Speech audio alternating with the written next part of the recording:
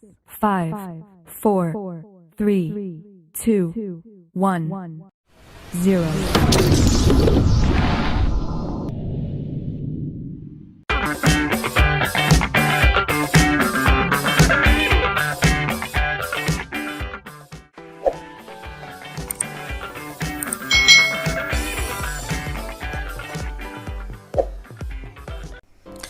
Hai, selamat datang di channel YouTube Kak Citra. Apa kabar adik-adik semuanya? Kak Citra berharap kalian dalam keadaan yang baik, sehat, dan siap untuk belajar ya. Hari ini kita akan belajar bersama-sama untuk mata pelajaran tematik kelas 5. Kita belajar di tema 9, benda-benda di sekitar kita, subtema 2, benda dalam kegiatan ekonomi, pembelajaran yang kelima. Mari adik-adik yang hebat, kita belajar dengan penuh semangat ya. Adik-adik coba perhatikan gambar berikut ini. Untuk mengisi acara perpisahan dengan kakak kelas 6, Siti, Lani, Dayu, Udin, Edo, dan Beni akan menampilkan karya tari. Mereka semangat dan giat berlatih. Pada hari Minggu, mereka berlatih tari saman di rumah Siti. Mereka berlatih dengan panduan kaset CD player. Nah, ayah Siti yang kebetulan pandai menari mendampingi Siti dan teman-temannya berlatih menari. Mereka berlatih dengan semangat dan gembira. Ibu Siti senang melihat semangat Siti dan teman-temannya dalam berlatih gerak tari. Ibu Siti lalu menyiapkan minuman dan hidangan untuk Siti dan teman-temannya. Siti dan teman-temannya istirahat berlatih menari sambil menonton televisi. Kebetulan mereka melihat iklan sebuah produk vitamin yang berlatar belakang tari saman.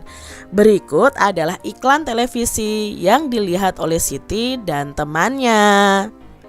Nah, ini adalah iklan yang dilihat oleh Siti dan teman-temannya. Iklan yang dilihat Siti dan teman-temannya adalah iklan vitamin untuk kesegaran tubuh. Iklan tersebut memberikan informasi penting tentang vitamin, yaitu untuk kesegaran tubuh supaya lincah dalam bergerak dan beraktivitas. Vitamin juga menjaga metabolisme tubuh. Jadi dapat disimpulkan bahwa iklan pada gambar itu mengajak kepada khalayak untuk minum vitamin itu. Adik-adik, iklan televisi merupakan iklan elektronik. Selain iklan televisi, iklan elektronik itu dapat berupa iklan internet dan radio. Nah, perhatikan cuplikan gambar iklan televisi dan iklan internet berikut ini. Kita akan bersama-sama membuat kesimpulan informasi penting tentang isi iklan elektronik tersebut melalui media televisi dan internet. Nah, di sini ya ada iklan pasta gigi nih adik-adik. Jadikan gigi bersih dan kuat. Lalu kesimpulan informasi penting tentang isi iklan elektronik pada gambar pertama ini adalah pasta gigi ini menjadikan gigi bersih dan kuat. Berikutnya ada iklan internet nih adik-adik ya, tentang sampo anti ketombe. Apa ya kesimpulan informasi penting tentang isi iklan elektronik yang kedua ini? Nah, informasi pentingnya adalah sampo yang diiklankan ini dapat menghilangkan ketombe.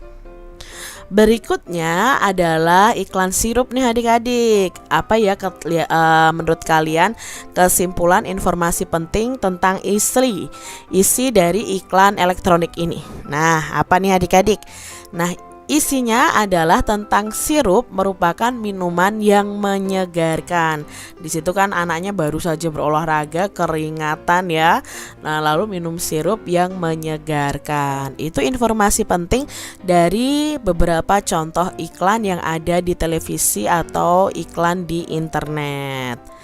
Adik-adik, ketiga iklan tersebut itu berisi penjelasan atau keunggulan produk yang dimaksudkan untuk mengajak calon pembeli agar membeli produk yang diiklankan.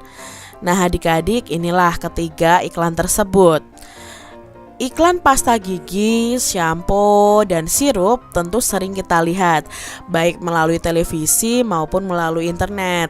Nah, benda-benda di sekitar kita itu seperti ketiga barang tersebut merupakan benda ekonomi. Mengapa ya pasta gigi, shampoo, dan sirup itu termasuk benda ekonomi?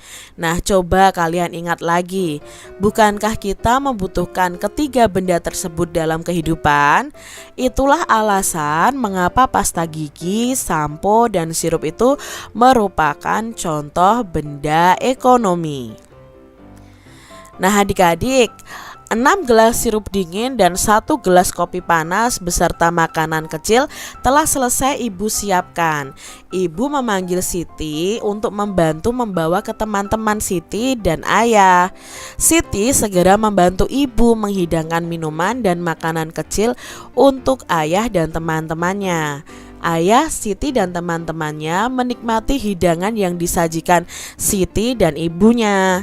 Tidak lupa teman-teman Siti mengucapkan terima kasih kepada Siti dan ibunya. Nah adik-adik, masih ingatkah kalian tentang air sirup dan air kopi itu termasuk materi campuran?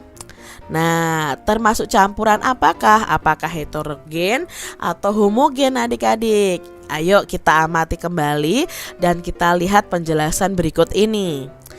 Air sirup merupakan campuran atas 3 materi atau zat tunggal, yaitu dari air mineral, gula, dan sari buah. Sari buah ini tergantung nih rasa dari sirupnya apa. Nah, perhatikan campuran ketiga zat tersebut.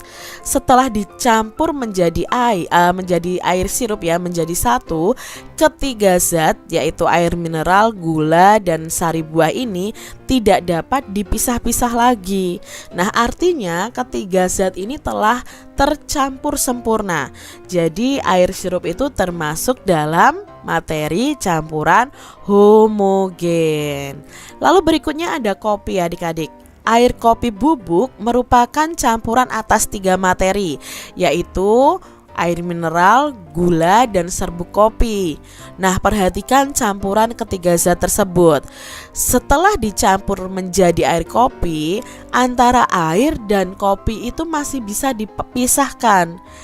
Bubuk kopi yang sudah tercampur air itu akan memisahkan diri di dasar gelas. Nah, artinya zat-zat penyusun air kopi ini tidak tercampur sempurna. Ya, jadi air kopi ini termasuk dalam materi campuran heterogen. Contoh lainnya ada air dan minyak, air dan pasir. Itu kan tidak bisa mencampur secara sempurna adik-adik. Itu disebut dengan campuran heterogen. Berdasarkan ciri-ciri campuran, baik campuran homogen dan campuran heterogen, itu dapat dibuat kesimpulan sebagai berikut, bahwa campuran itu tersusun dari 2 atau lebih unsur atau senyawa adik-adik. Nah, campuran itu dapat dipisahkan menjadi zat-zat penyusunnya. Misalnya sirup tadi, zat penyusunnya adalah air mineral, gula, dan sari buah. Kalau air kopi itu ya air mineral, kopi, dan gula. Nah, itu ya zat penyusunnya. Perbandingan massa zat-zat penyusunnya itu tidak tetap adik-adik. Jadi banyaknya zat penyusunnya itu tidak tetap. Nah, sifat campuran itu sama dengan sifat dari zat-zat penyusunnya. Nah adik-adik, kalian telah memahami nih komponen penyusun campuran. Pada dasarnya komponen penyusun campuran itu bisa berupa campuran unsur dengan unsur, unsur dengan senyawa, dan senyawa dengan senyawa. Nah, pernahkah adik-adik membuat minuman susu? Nah, ketika membuat minuman susu, kita itu akan mencampurkan susu bubuk dengan air panas. Setelah itu diaduk secara merata sehingga susu bubuk yang awalnya itu berwujud padat menjadi tidak terlihat. Susu bubuknya sudah tercampur dengan air yang dinamakan dengan campuran. Jadi, campuran itu dapat didefinisikan sebagai materi yang terdiri atas 2 jenis zat atau lebih. Itu yang dimaksud dengan materi. Nah, adik-adik, di sini ada beberapa contoh jenis-jenis campuran, lalu ada komponen penyusunnya dan sifat campurannya. Misalnya nih, ada kuningan. Kuningan itu komponen penyusun campurannya adalah tembaga dan seng. Nah, sifat campurannya, campuran ini tuh terdiri dari dua unsur, yaitu tembaga dan seng. Lalu ada perunggu. Nah, perunggu itu komponen penyusun campurannya adalah tembaga dan timah. Sifat campurannya sama, terdiri dari dua unsur. Lalu ada air sirup. Nah, air sirup tadi ada penyusunnya ada air mineral, gula, dan sari buah. Nah, sifat campurannya apa? Campurannya itu terdiri dari dua senyawa. Dua senyawanya adalah air dan gula, dan satu campuran yaitu satu sari buah. Sedangkan air kopi, komponen penyusunnya adalah air, bubuk kopi, dan gula pasir. Campuran ini terdiri dari dua senyawa. Nah, dua senyawanya adalah air dan gula.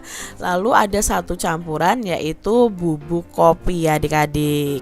Berikutnya ada teh manis juga. Nah, teh manis itu dari air, teh, dan gula. Nah, campurannya apa? Terdiri dari dua senyawa yaitu air dan gula.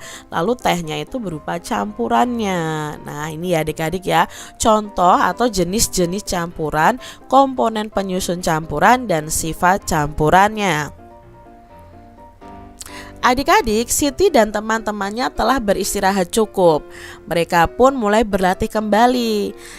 Ayah Siti meminta Siti dan teman-temannya itu berlatih dengan sungguh-sungguh. Siti dan teman-temannya harus melakukan gerakan secara benar dan kompak. Mereka juga memperagakan gerak dengan pola lantai supaya tarian mereka itu terlihat lebih indah. Nah, berikut adalah gerak-gerakan yang mereka lakukan. Ini ya adik-adik ya, gerakan pertama seperti ini, lalu gerakan keduanya seperti ini ya, gerakan ketiganya ini, lalu gerakan keempatnya seperti ini. Nah adik-adik, berdasarkan gerak tari yang dilakukan Siti dan teman-temannya di atas, sebutkan coba pola lantainya. Kalian bisa tuliskan di buku tulis kalian nih. Yang pertama ini, gerak pertama ini pola lantainya apa?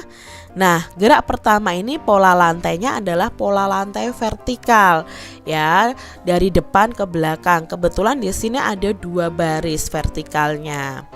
Gerak yang kedua ini adalah pola lantai diagonal.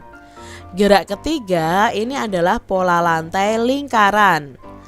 Gerak keempat ini adalah pola lantai horizontal atau menyamping adik-adik. Demikian tadi adik-adik pembahasan kita di tema 9 subtema 2 pembelajaran yang kelima.